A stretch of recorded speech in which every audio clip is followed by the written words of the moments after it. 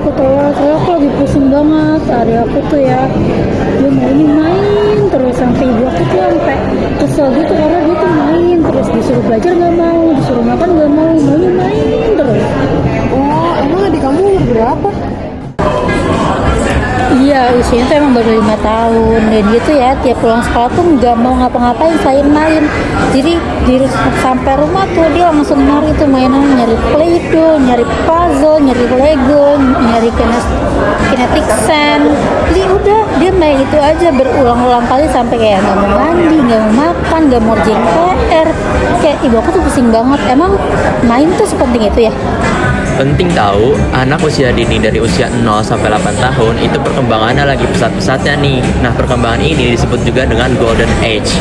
Untuk mendapat menunjang golden age, kita butuh stimulus, yaitu dengan bermain. Bermain adalah aktivitas menyenangkan yang dilakukan oleh anak supaya dapat kepuasan.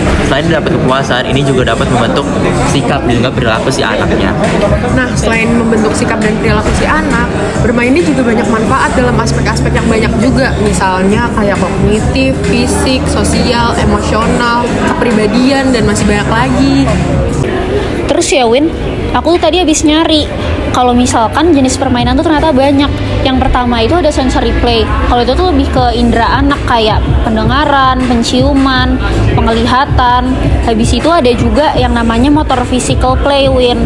Kalau ini tuh buat ngembangin motorik kasar sama halusnya si anak. Habis itu ada juga language and communication play. Kalau ini tuh kayak buat komunikasi anak gitu, biar anak tuh kosakatanya nambah. Terus ada juga yang namanya cognitive or STEM play. Kalau ini tuh lebih ke kognitifnya anak, gimana caranya dia mecahin masalah, habis itu pemikiran kritisnya dia.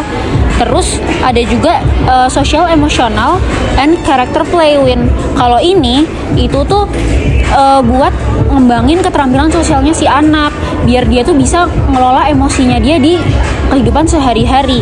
Habis itu yang di keenam itu ada art based and creative play. Kalau ini biar anak tuh lebih kreatif dan imajinasi mereka tuh bisa tersalurkan. Nah, selanjutnya itu ada tahapan permainan yang masing-masing itu berdasarkan umurnya. Jadi, teori itu ada di Jean Piaget, dikenal dengan sebutan cognitive development atau perkembangan kognitif yang dibagi menjadi 4 tahapan, yaitu ada sensori motor.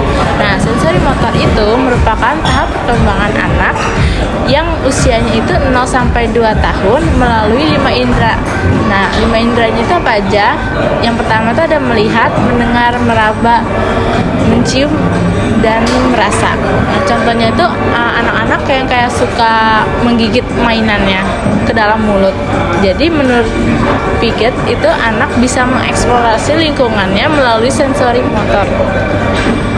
Nah, terus yang selanjutnya itu ada symbolic belief play, itu pada tahun 2 sampai 7 tahun dengan memahami informasi melalui benda konkret untuk mengembangkan imajinasinya mereka.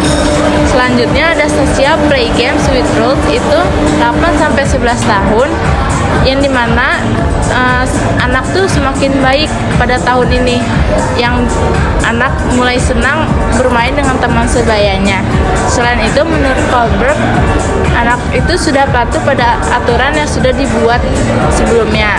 Dan yang terakhir itu ada games with rules and sports, itu pada 11 tahun sampai usia dewasa. Usia 11 tahun ini anak masuk dalam tahap pengembangan kognitif formal operasional, dan anak juga sudah mampu berpikir secara abstrak seperti orang dewasa. Oh gitu ya teman-teman. Nah sekarang aku baru tahu nih. Yuk lebih aware lagi dengan masa perkembangan bermain anak agar lebih sesuai dengan kebutuhannya di masa perkembangan.